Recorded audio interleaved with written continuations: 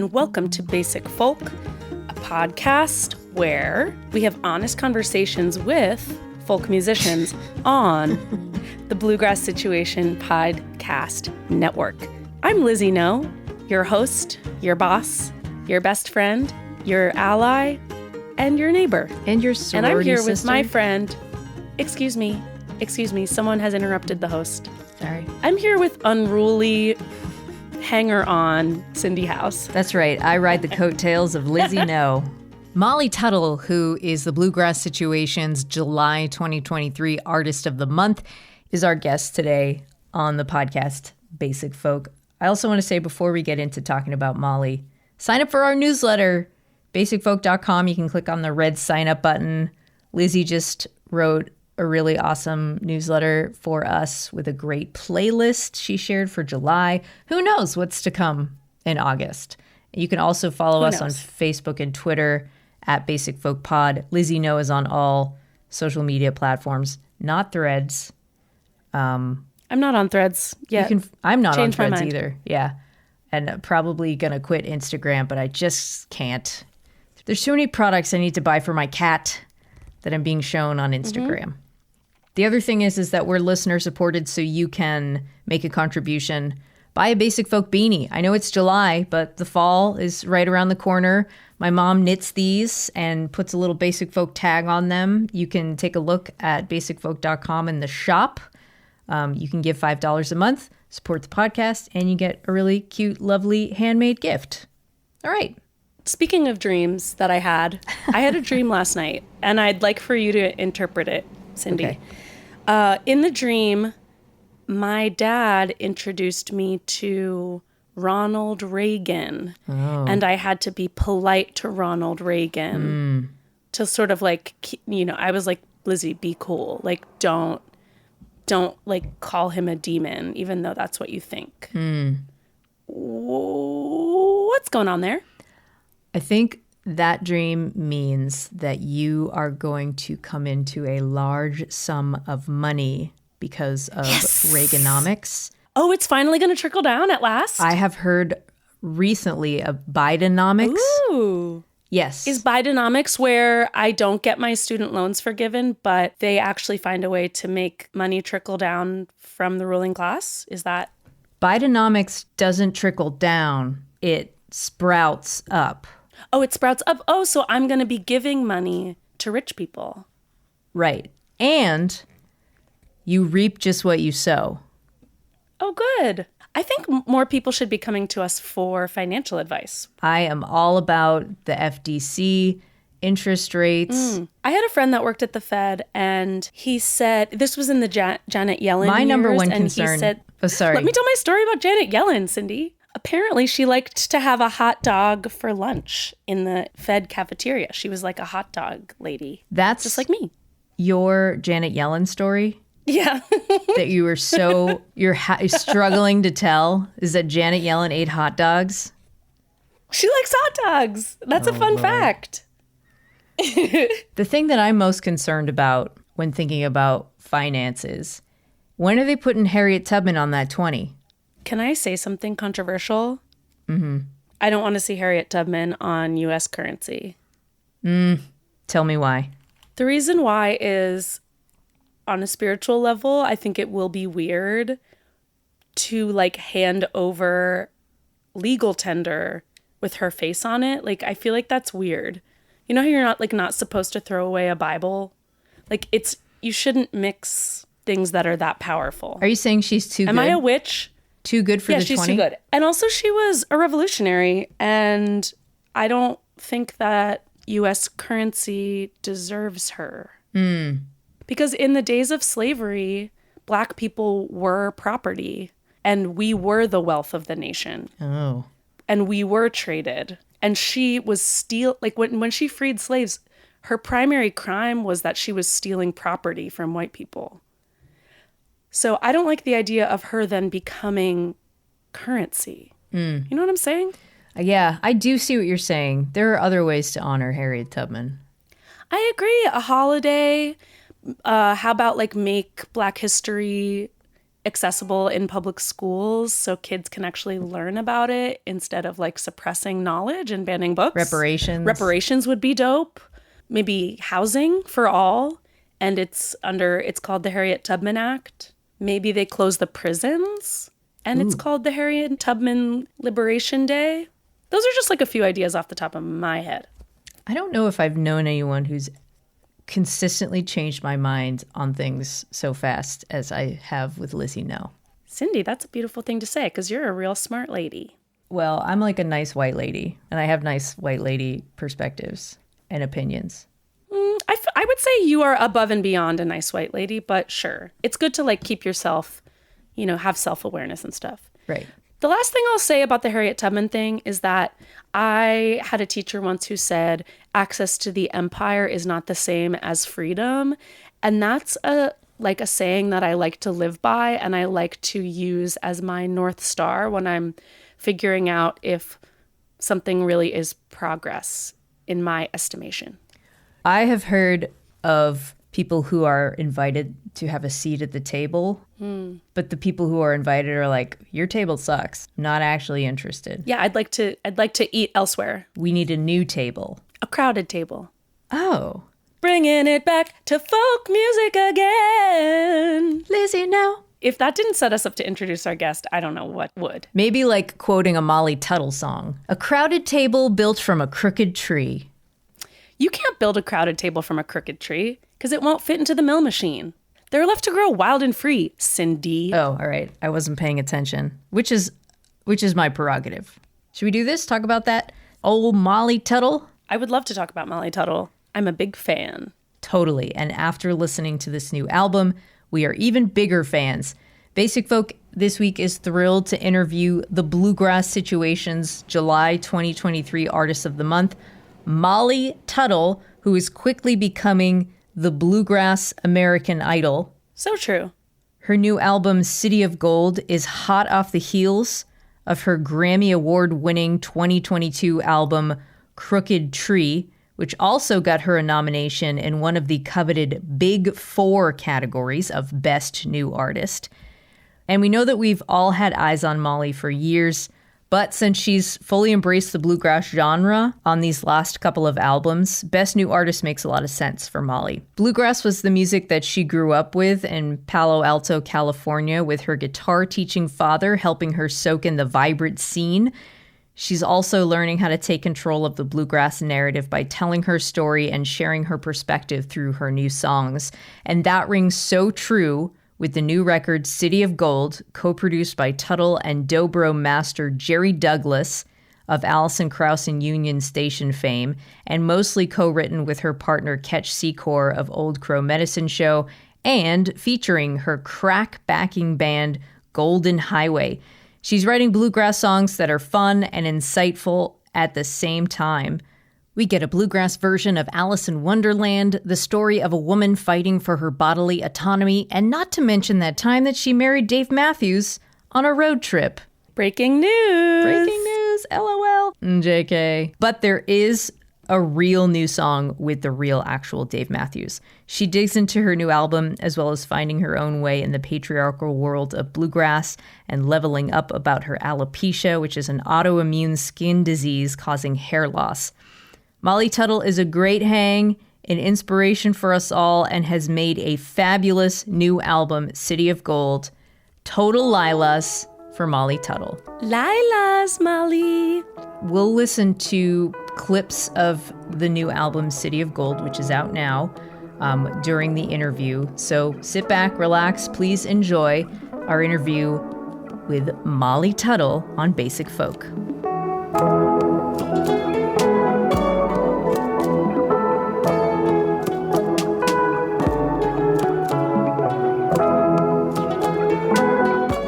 Molly Tuttle, welcome to Basic Folk again. It's so great to have you back on the podcast. Thank you so much for having me back. It's great to be here with you guys. Woo, woo! Before we start our interview, I want to set the tone for our conversation. Molly Tuttle is being highlighted as Bluegrass Situation's Artist of the Month, which is so awesome. The tone of our interview today is Lyla's. Do you know what Lyla's is? No. It's spelled Lylas. Lylas. Okay. I don't know that. What it means is love you like a sis. Oh, that's so nice. Yeah. So we are total like Lilas. We are, this is like a fun trip to the mall. This is like a really fun cruise around the harbor with your gal pals. Oh my gosh, that's so fun. Well, it's perfect because I'm actually in a hotel outside of Missoula, and there's a strip mall nearby, so shopping has been on my mind today. Great. We'll all get mani-pedis. Yes, French tip. Together. Yes. French tip. Well, let's begin. I'm Cindy here with Lizzie No. Hey. Talking about Molly's new album, City of Gold. So when approaching the writing on City of Gold, you asked yourself, how do I tell my story through Bluegrass? Which I can relate to that as somebody who's sort of tried to distance themselves from like folk music for a really long time. And now like I am fully leaning into it. So I take you asking that question of yourself as like, how can I fit my Molly Tuttle-ness into a world that can be rigid, patriarchal, and maybe different from what you stand for? So how true is that? And how have these songs helped you take control of the Bluegrass narrative and tradition? Yeah, I think like that's something I've always kind of struggled with. I remember when I first started writing songs, I just thought like I don't know how to write a bluegrass song. I can write a song, but they never ended up sounding like bluegrass to me, and I just didn't feel like my story fit into like the bluegrass narrative of the songs that I grew up singing.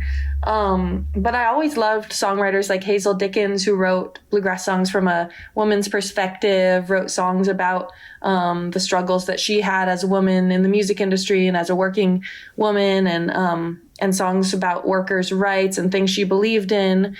And then I grew up with two really strong role models, Lori Lewis and Kathy Kallick, out in the Bay Area. And I remember early on, Kathy Kallick, I would go out to her house and she would make me tea and listen to my songs. And she always told me that when she was first getting started writing bluegrass songs, she kind of felt the same way as me, like maybe her story didn't belong in the genre.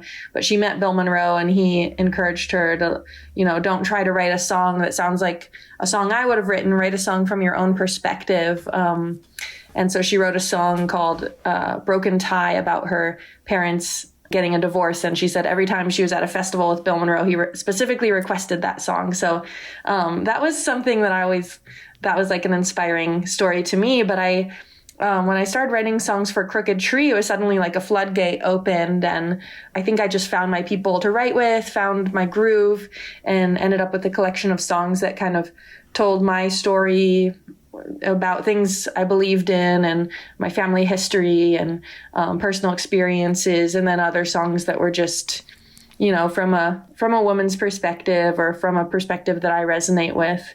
And then, so for this album, it was fun to kind of continue that and also expand it to be songs that I felt like were inspired by my band members or inspired by experiences we'd had on the road. This felt more like a collective vision in a way. Okay, let's talk about Crooked Tree. The title track from your last record was partly inspired by your experience living with alopecia. And you've said that as a kid, you would wear hats and then wigs, and then you learned to talk about your wig. And eventually you started to get more comfortable going without. And now that you're touring with Golden Highway a ton, you sometimes take your wig off when you play that song, which is such a powerful moment of like joy and courage and vulnerability. And as a performer, I can relate to those moments where like you bring a little bit extra of yourself and you share a part of yourself that you might normally keep private. And for me, what it takes is really reading the room. Like, do I feel safe with this crowd? Does this feel like a gesture or a statement that's going to be received how I want it to be received? So my question is like, how do you get to that right mood? How do you gauge if the crowd is like the right crowd to share about your alopecia experience?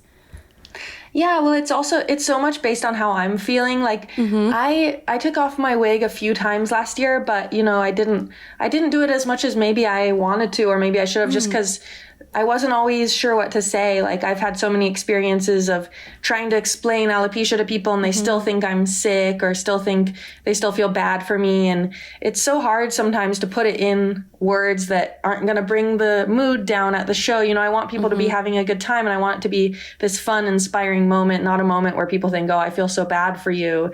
And so I recently, last weekend, performed and told my whole story. I did a keynote speech at this alopecia conference out in Denver, Colorado.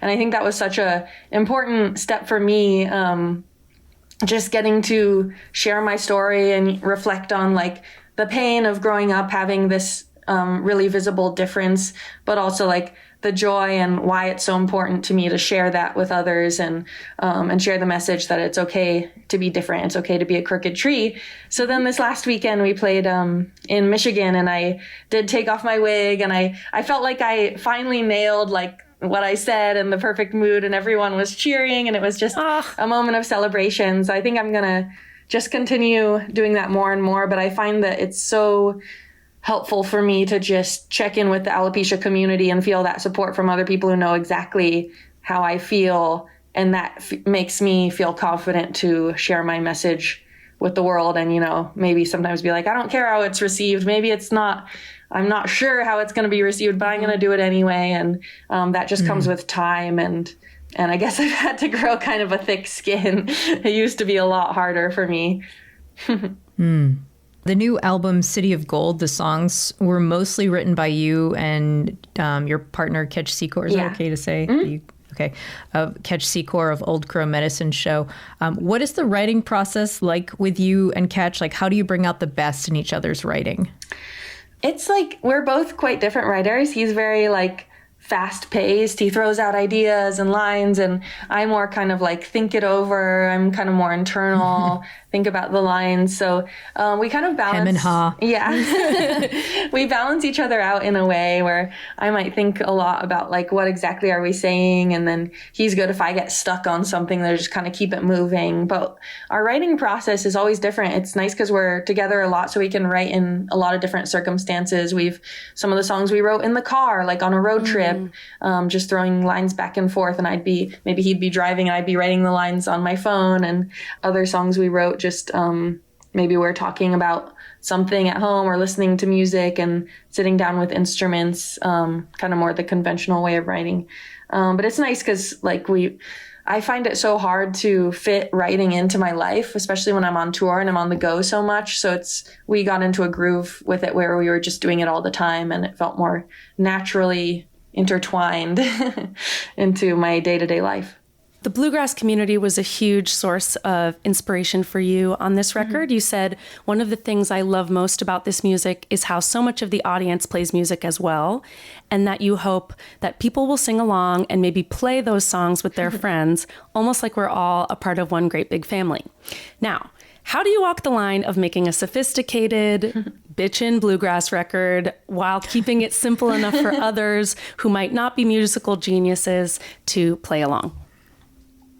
Well, I think the beauty of bluegrass music is that you can take a song, like most of the songs have like 3 or 4 chords, and you can play them really simple. You can just strum along, play it as slow as you want, and beginner bluegrass musicians might go to a jam of people of the same level as them and play these songs in a lot simpler of a way. And then as you get better and better, you can, play it faster. You can play more complicated solos. You can really play with the dynamics, and there's infinite ways to kind of make these songs more and more complex and sophisticated as you progress in your musical abilities.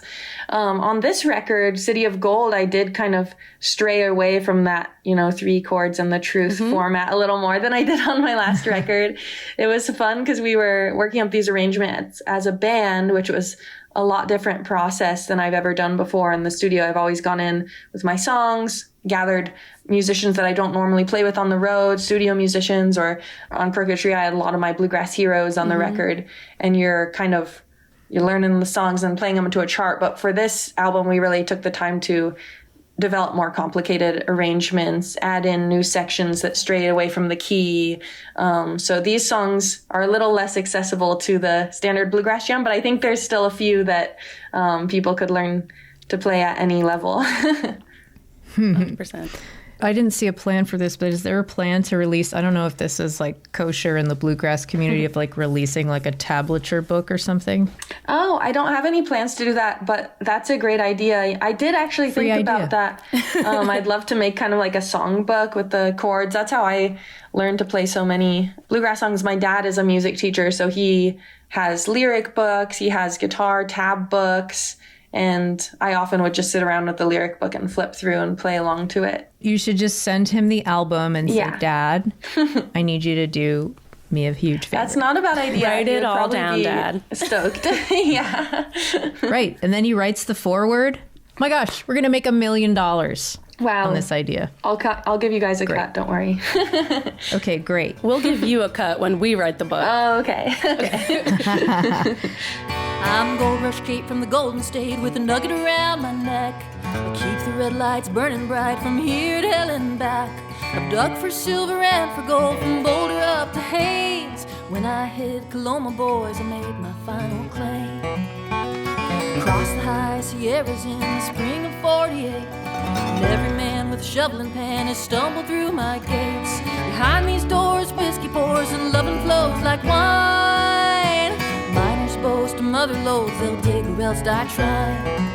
El Dorado, woo-hoo. Okay, now we're going to talk specifically about some of the songs on the new album, City of Gold, starting with the first song, El Dorado. Right now, I am rewatching Deadwood, so I am like super into this song.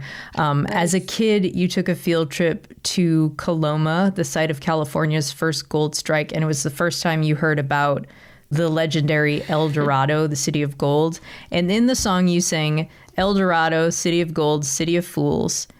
And you said, just like gold fever, music has always captivated me. So who are the characters in this song, like Gold Rush Kate from the Golden State, and how do you connect with these fools? Yes, so I think like this song did come about. Again, I wrote the song with Ketch, and I don't know how it came about, but I was like, yeah, when I was a kid, every school would kind of send the kids off to the gold country. You'd go to different places, and the person who taught my class how to pan for gold, he just like, for some reason I have like a very vivid memory of him. He had this like gold nugget on a chain around his neck, and he kind of like showed us how to pan for gold, and he was like, you might find a flake of gold, but if you find like an actual nugget of gold, we're not going to let you keep that. You have to give it back to us. And that's just kind of, I remember being like, I really want to find like a nugget of gold and just squirrel it away and not tell this guy about it.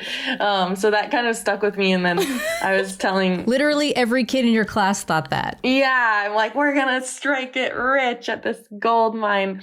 And so we were kind of like doing some research on Coloma and found that it's in El Dorado County.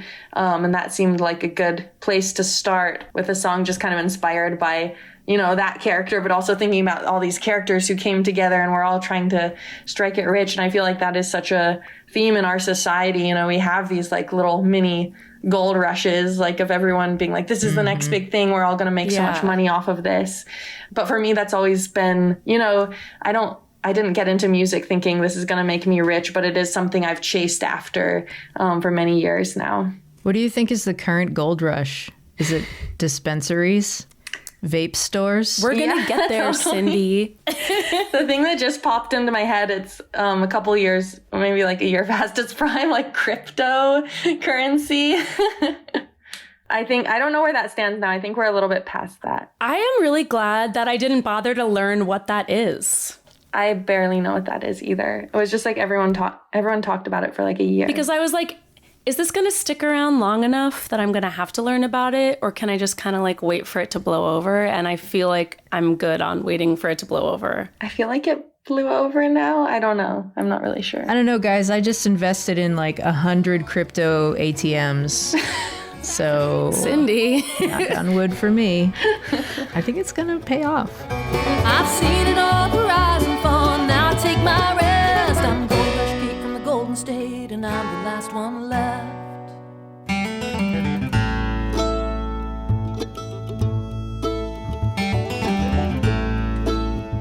Okay, the second track on this album is Where Did All the Wild Things Go?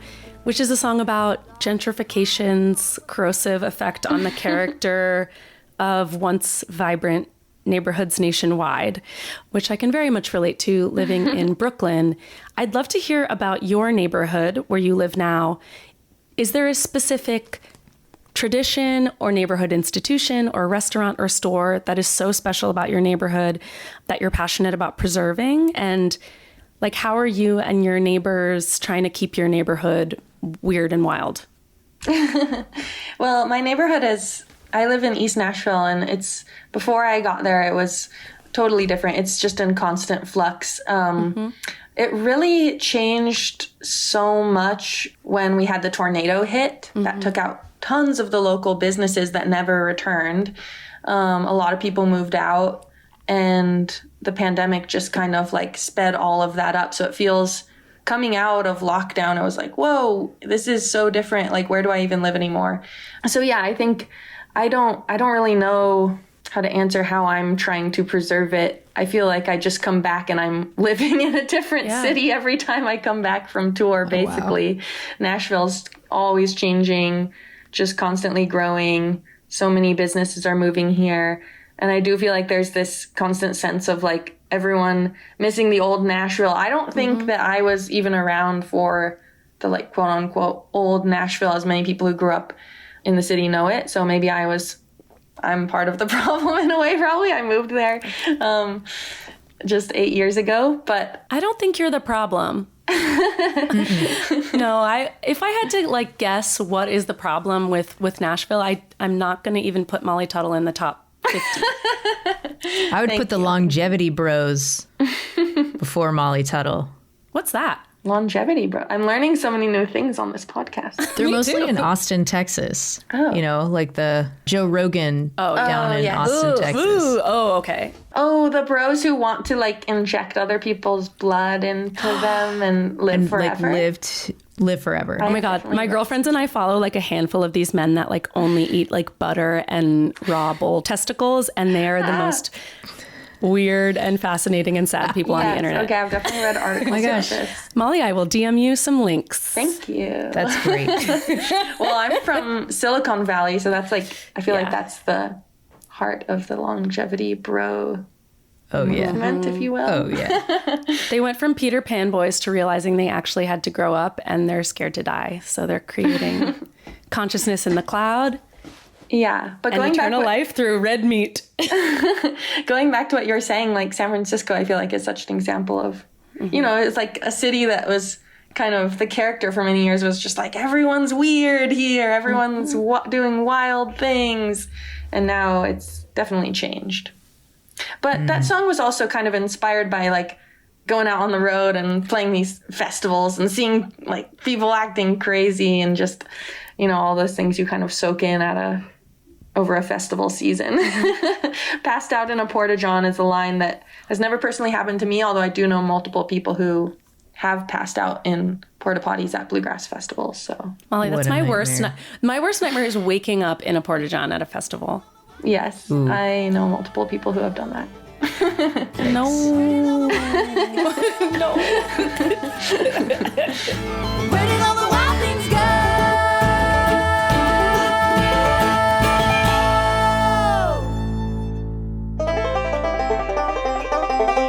Riding on the San Joaquin, bringing in some humble green. Watch out for that bleed, pick your pockets clean. Toss it to Hatchapee. Gonna get to Richmond, I'll be gold. As soon as a suitcase is sold.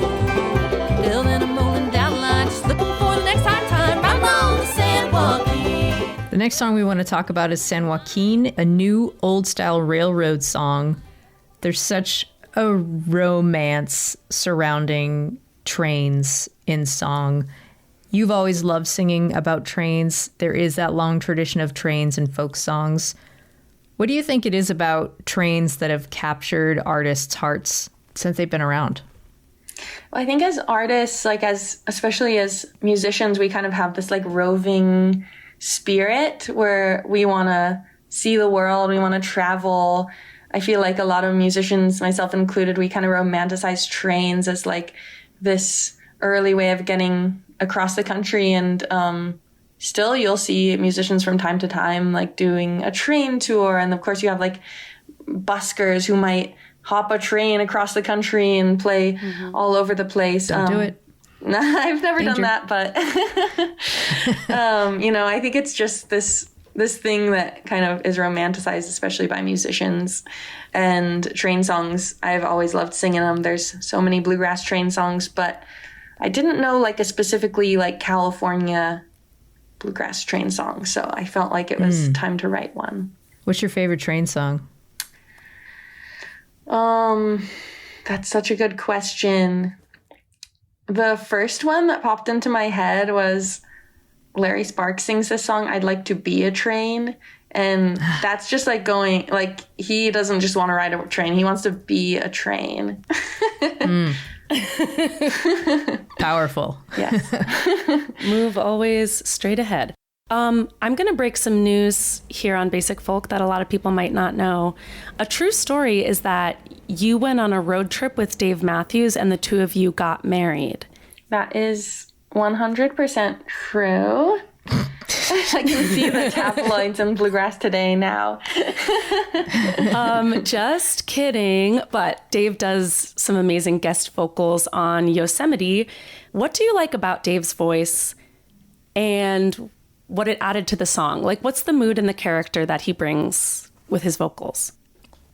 Yes, well, his voice to me is just, it's a voice I heard as a kid. And so when I hear it, it's just iconic. Like, nobody sounds like him. You can just, I don't know how he does that with his voice. It's like, it's truly like its own instrument. And so it was surreal when he sent the track back and suddenly I heard Dave Matthews singing my lyrics. I was like, what is happening? But it's, the song itself is like, it's sad, but it's also kind of supposed to be a little, I don't know, funny in a way. It's supposed to have some sort of humor to it. It's like this road trip gone horribly wrong. And I think he does. Who among us? Yes. It was, so I think his, you know, he's kind of like the straight man in a way, and it's kind of like this funny, like playing off each other. And I just had so much fun. He sent his voice back and I loved singing along with it and just kind of learning the ways he was making the melody fit his style. It was so cool. And I got to play it with him in Cancun. I went down to Mexico and played his Cancun Beach Festival and sang it with him in the set. And that was just incredible. I hope I get dream to sing come it with him true. again. That's amazing. Yes. That is so amazing. That's got to be like a bucket list. Sing with Dave Matthews. Yeah, I couldn't believe Man. what was happening. I feel like people don't realize how cool Dave Matthews is. No. I mean, he's got so many fans, but like, he also started ATO. The thing that I love about Dave Matthews is that he kept making Patty Griffin make music after she was like, I quit. We really need her. Yeah, he is such a cool person. And when my riding days roar, just toss me in the baggage car, put that reefer in my mouth, spark it up and send me south, riding on the San Joaquin.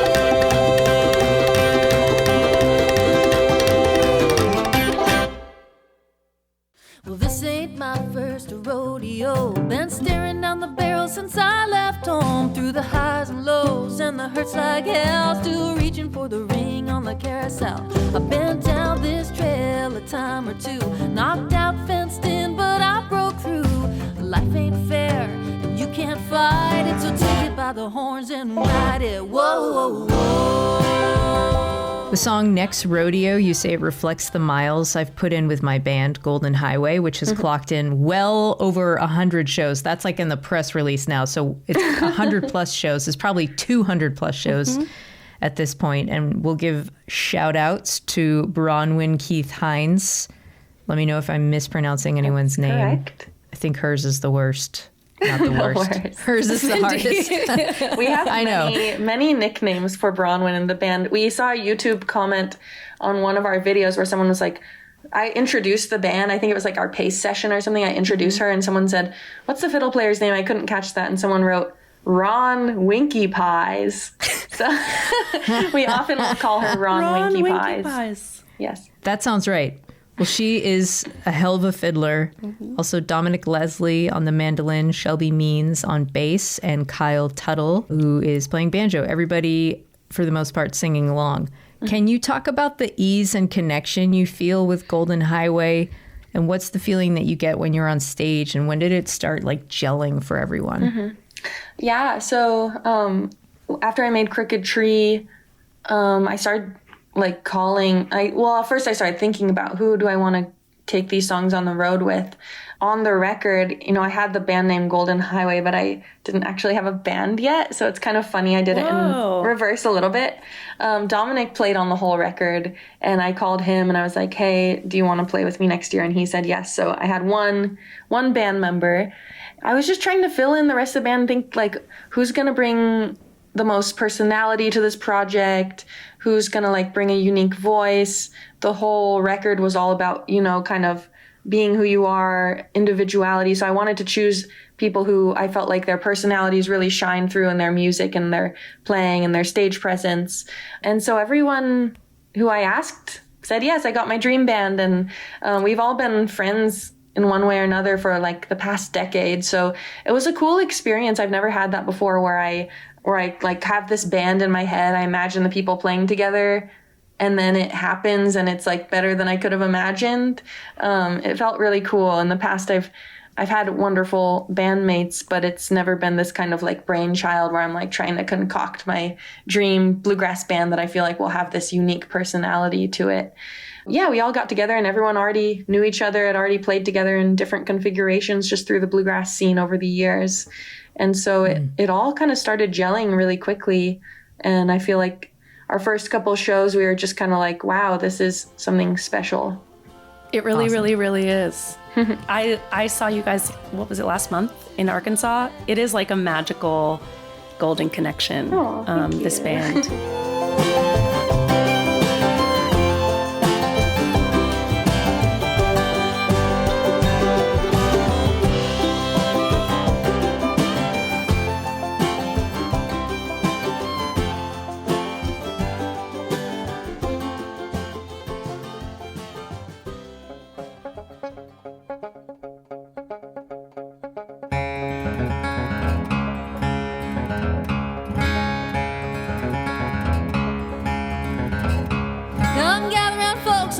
I'll tell about a girl who tripped through the bottom of the well. Woke up in a dream with a curious habit, chasing a little white rabbit. I want to ask you about Alice in the Bluegrass, which is such a cool, fun, far out song. It basically, for our audience, it is Alice in Wonderland, but it takes place in Kentucky. There is cornbread that says "Eat me." There's a toadstool fiddle, etc. So a fun fact that Cindy told me is that you played the Queen of Hearts in your school play, and also in 2020 your band covered Jefferson Airplane's White Rabbit, and yes, you were the Queen of Hearts in that costume arrangement. Yes. We're curious, what is your connection to the Queen of Hearts? Because maybe the natural choice would have been to dress as Alice, as the band leader.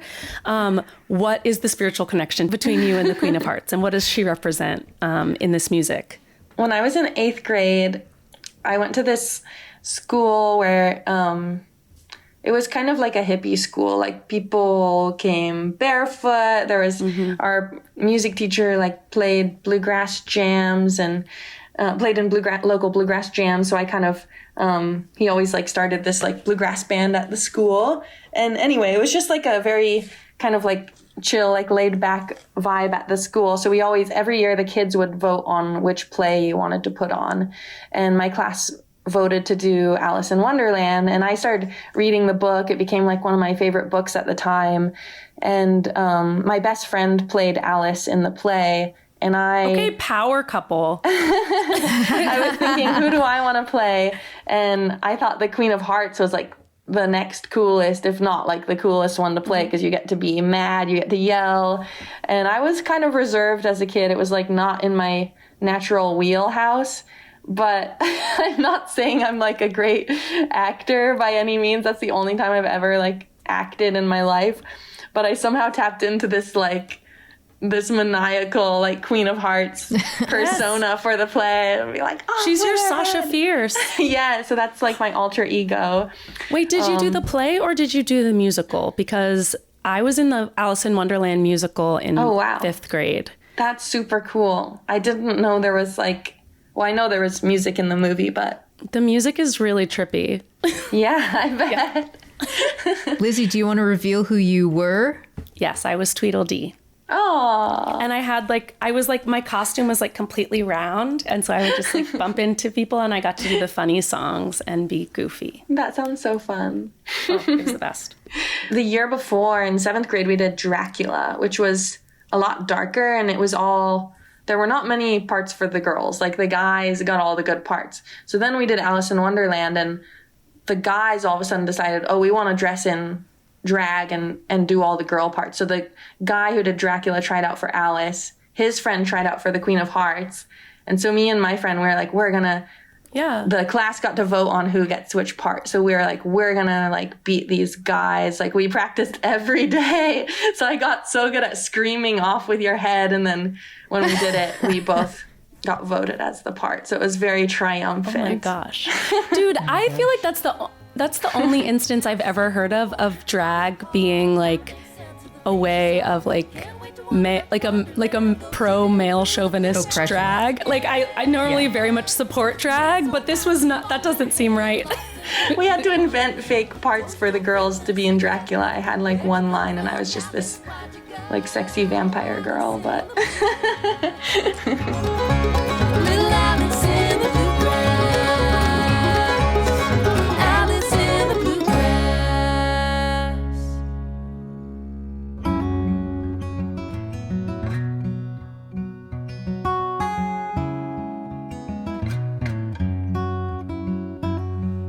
They say beware of stranger things. What lies behind the looking glass? Is there an Alice in Wonderland reference in Stranger Things too with the looking glass? yes, that's why we put those two songs next to each other. So yeah, I guess Alice in the Bluegrass came about. I'd covered White Rabbit in a live stream I did in the pandemic, and then we decided to work it up in the Bluegrass band and dressed in Alice in Wonderland costumes last year. And we did that because I had this song, Alice in the Bluegrass, that I'd written after I'd learned White Rabbit. I'm like, I should write like the Bluegrass version of White Rabbit. So we thought it would be fun to kind of hint at it last Halloween. And then I had that song Stranger Things was actually probably the first song I wrote that ended up on this album. I wrote it not thinking like this is going to end up on a Bluegrass album. It was just kind of this like spooky song that I'd written. I didn't know when I was going to record it, but I thought it would pair really well with Alice in the Bluegrass, just one kind of like going into the other. It's kind of like the darker side to the song. Lizzie and I were talking about the record, and the A side is so different from the B side. Like I feel like this is the song that marks like, okay, we're gonna get goth. Yeah. I felt this like, point in the record. yeah, the B-side, you're going down the rabbit hole. Oh, I love that. Oh, I love that. We did want to ask a question about on Stranger Things, Jerry Douglas, who co-produced the record with you and is the master of the dobro. How do you write for somebody who is so masterful in his instrument? And more importantly, how has your relationship with him as a producer shaped how you think about your own recordings? Yeah, on this record, it was like, especially on Stranger Things, I just like felt like I needed to hear him play on it. We had this funny thing we'd say in the studio, like, make us ACUS. So make us Allison Krauss and Union Station, because they're like our heroes. And so when we got to that song, we were like, we need that iconic, like Jerry Douglas dobro part. It's such a like spooky song, and he just knows how to accompany like a song so well. And that's part of why I felt like he was the dream producer, because he understands like the kind of like musicianship side of things. He's such a master of his instrument, but then he also has this like deep connection to songs and vocalists, and just knows exactly what to play behind a vocal.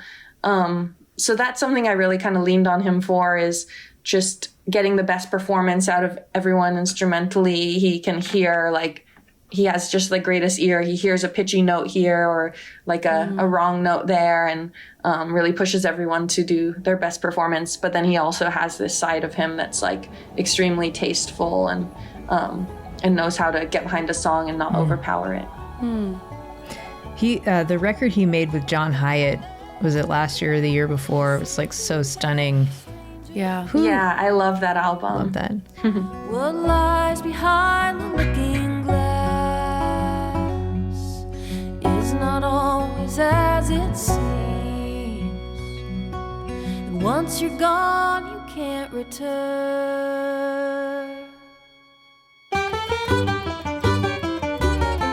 There's a big change coming to the south, and you know we got a modern way of living, but there's room to grow. We used to grow tobacco by the bushel or bale, but now there's something better and it sure does sell.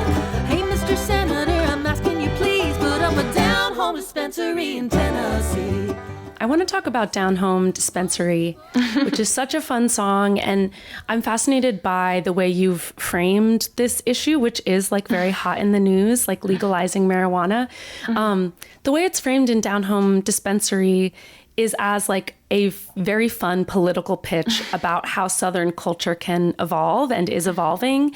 So why did you feel it was really important to frame this as a down home dispensary? And do you notice an evolution in the way that Southerners and your audiences more broadly are relating to marijuana use?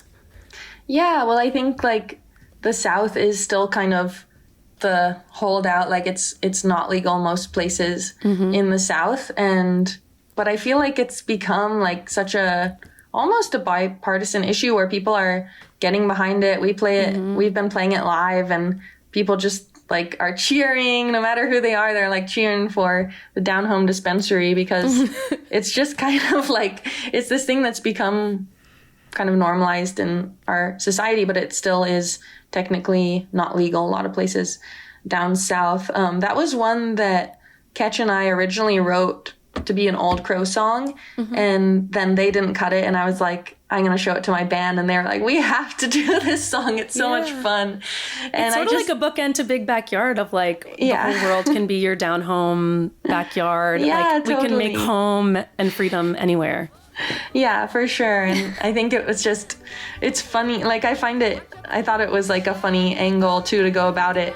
You're talking to a politician and just being like, you should really do this because you're going to make a lot of money. Like this is in your best interest. Yes. Down home dispensary in Tennessee.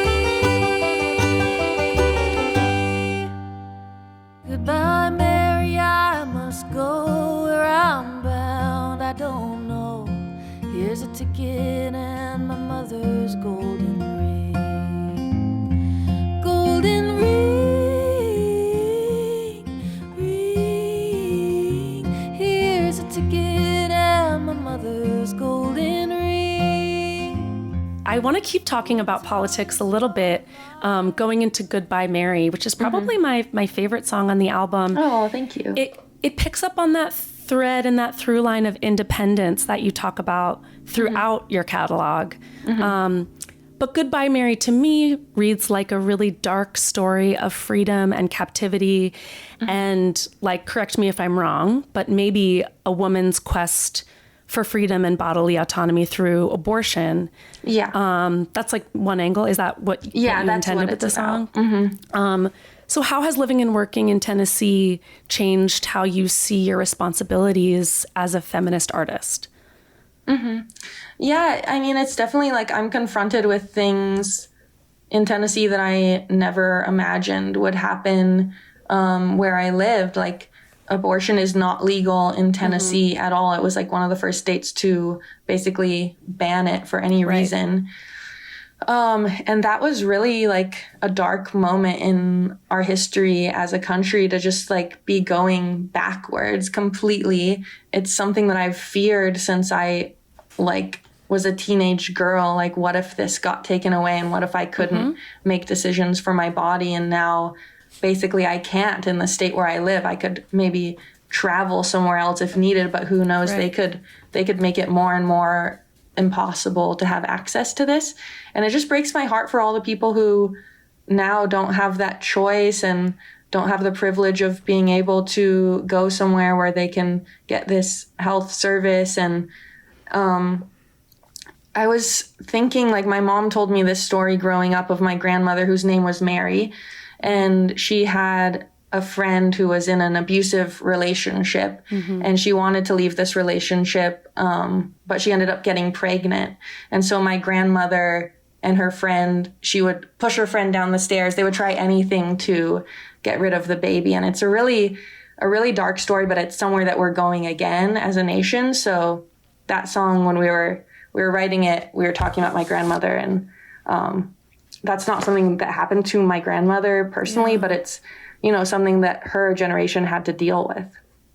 Wow. Yeah, I think it's so important to link abortion access to like women's experiences of intimate partner violence. I think a lot of people who claim to be pro-life don't want to admit that access to abortion is also access to freedom. Yes. And the ability to leave an abusive situation. And it's just one more way of like actually having freedom in your own body. That's like a really powerful story.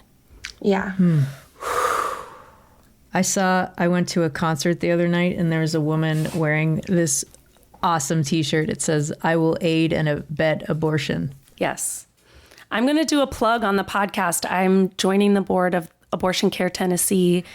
Wow. Yeah, it's just so important, I think, for musicians to be talking about this issue, especially those of us that live in Nashville or work in country and folk and bluegrass. Yeah, it's really scary to talk about. I was so scared to put that song on my record, and Jerry was the one who was like, we have to. This is like it was his favorite song. He was like, if we're going to record one song, it needs to be this one. And I was like, I'm scared. Like, this issue is one I care about so deeply, and it's like one of the most important like social issues to me, but it's also like you get kind of like the most backlash for it in a way. Have you played this live yet? We haven't. No, we've worked it up, and once the record's out, I think we will start playing it, but we haven't tried it live yet. You got this. Thank you. Yeah, totally. Thank you. It's Thank you for for like telling this story. I think that thank you. like the bluegrass community needs to hear it and the world needs to hear it. I think it's really important. On her grave,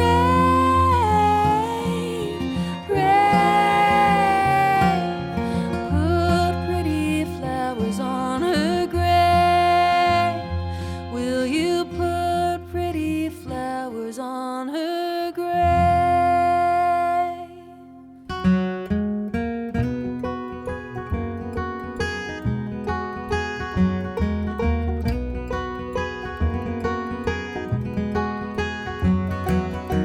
I was only 17, watching Golden State upon the silver screen. The first time I fell in love.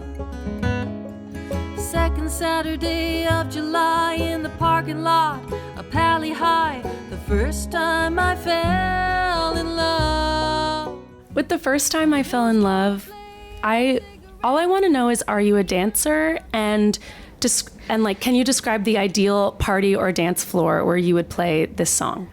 Because this is the one that like physically moved me the most. Oh, that's cool. Yeah, it's in 3-4 times. That's kind of a waltz one. I feel like it would be fun to play at like a wedding or something, like some really romantic setting, even though it's not about like romance with a partner per se. But I actually played it last weekend at the Alopecia conference I was at, and that might actually be my favorite place to play it, because I played Crooked Tree, and then I was like, I'm going to play a new one now, and I played that one, and it felt really special. I felt like connected to the lyrics there in a way that I hadn't really before when I've sang it before, and it was just cool to see those little kids out there, the little bald kids. They're so cute, and just thinking like they're having a really similar experience to me growing up. They might be struggling with loving themselves just like I did, and so that was a really special place to get to perform the song. Oh, that's so beautiful.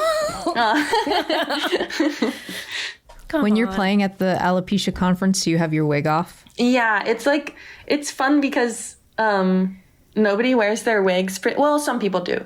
It's a very judgment-free zone. So if you're wearing a wig, that's cool, that's great. If you're not wearing a wig, that's cool. A lot of people, myself included, we don't wear our wigs all weekend, and then on the last day you see everyone putting their wigs back on to go to the airport because it's hard to travel wigs in your bag. But yeah, Whoa, I've never thought about that. Yeah, they need to invent like a good way to store wigs without getting them all messed up on flights. But yeah, it always is something where when I can make the time to go to it and like clear off a whole weekend to be there and be around other people with alopecia, it always just kind of, I feel like I level up, and then maybe the next whole year I feel like more confident talking about it, more confident taking off my wig at a show, and sharing my story. So it's always an important thing for me to do. Okay, let's talk about the fashion of Molly Tuttle. Wow. On the cover of City of Gold, you were wearing this extremely stylish sequin suit and these beautiful cat eye glasses. You've got a rad Western-inspired glittery outfit in the music video for Next Rodeo. You were wearing a beautiful black Winnie Couture gown, kind of like reminiscent of like Loretta Lynn at the Grammys. It's happening. It's all happening. So what is going on with the fashion of Molly Tuttle these days, and what has been the evolution? Yeah, well, I've always loved clothes, but I haven't always naturally had a great sense of fashion. But yeah, in recent years, I've gotten to know, like, my suit on the album cover was loaned to me by this wonderful Nashville designer, Any Old Iron. And he makes these incredible suits. They're all so sparkly. It's like it's my dream stage wear. So he loaned me a bunch of sparkly suits for my album cover shoot.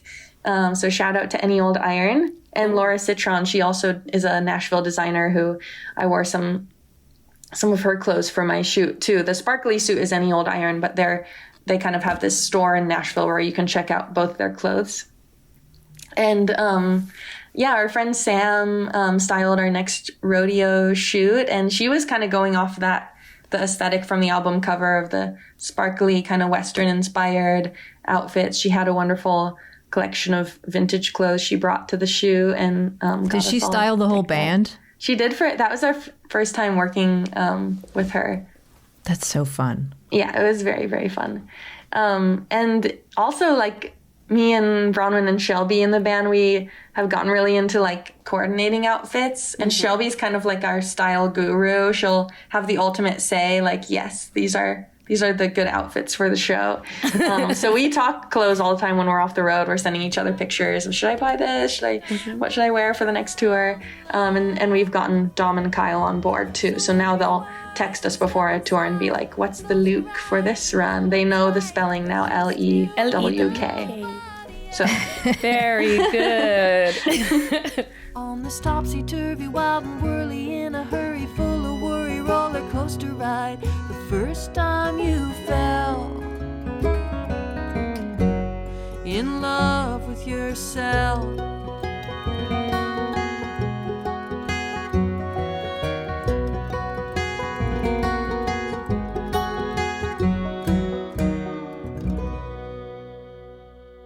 Cindy, do you want to stun and scare Molly with some really fun lightning round questions? oh God. You know I do. It's the lightning round, Molly Tuttle.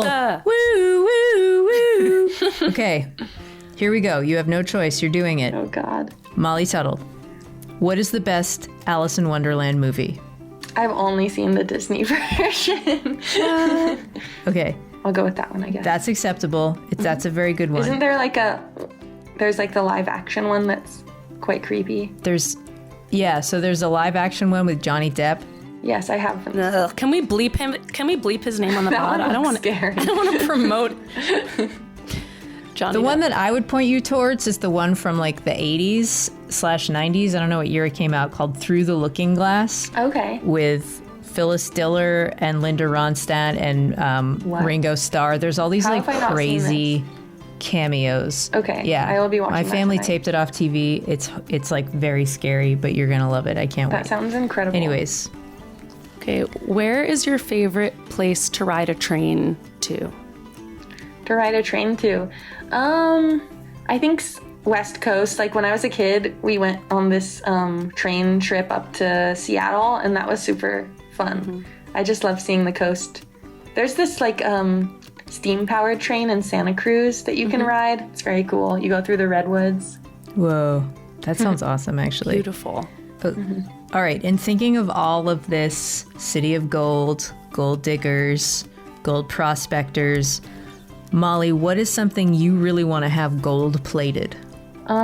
Gold plated. That's such a good question. I feel like a gold plated guitar case. Ooh. It might be dangerous on the road, might get messed up, but it would just be so baller. They could do that like lightweight, Yeah. Mm-hmm. Because I was going to say you would also need to add an extra employee to your crew to carry it. Yes, I would not be for carrying you. that. No. Who is your guitar hero? Oh my gosh, there's so many. My ultimate is Dave Rawlings. I love his playing. What is your favorite studio snack? Those like Justin's peanut butter cups. Those are really good. Ooh. I want one now. I want Me one too. even now. What's the best way to pass time on the road? Assuming you're not driving. Assuming I'm not driving, I like to listen to podcasts a lot because I'm not like staring at my phone. I also get car sick if we're in a van or like if we're on the bus and the bus is moving. I can't really read, sadly. So podcasts or audiobooks is good. I just finished that book, The Seven Husbands of Evelyn Hugo, on audiobook, and that was is it good? It was so good. I'm trying to alternate between like a book that's hard to read, and I feel like it's like making my brain work, and then like a really fun book. That was like more of a fun page turner. And then the podcasts I listen to, this is embarrassing, but I listen to Bachelor and Bachelorette podcasts a lot. I'll watch the show. Is not embarrassing at all. In fact, we might need to have you back for a special episode to talk Yes, about. that would be so fun. Is this becoming a Bachelor podcast now? Bachelor Nation. Yes, I listened to this one, Game of Roses, where they talk about it like it's a sports game, and they have all this like terminology they've invented. Oh my God. All right, next question. Where's the most beautiful place in the world? Big Sur. Ooh. And finally, what city in America has the best weed? Asking for a friend. I'm going to give a shout out to the city that I put in San Joaquin, Humboldt County. Woohoo! All right, Molly Tuttle, you've reached the end of the lightning rounds and subsequently the end of the interview. Awesome. Thank you guys. This was very fun. Thanks for having me.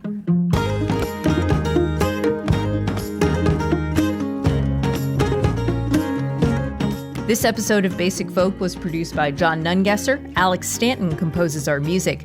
Basic Folk is on the Bluegrass Situation Podcast Network, which, what is it, Lizzie? Lila's. Love you like a sis.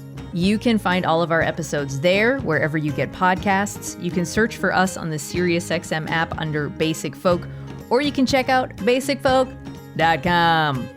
Bye. Bye. Thanks for listening all the way to the end.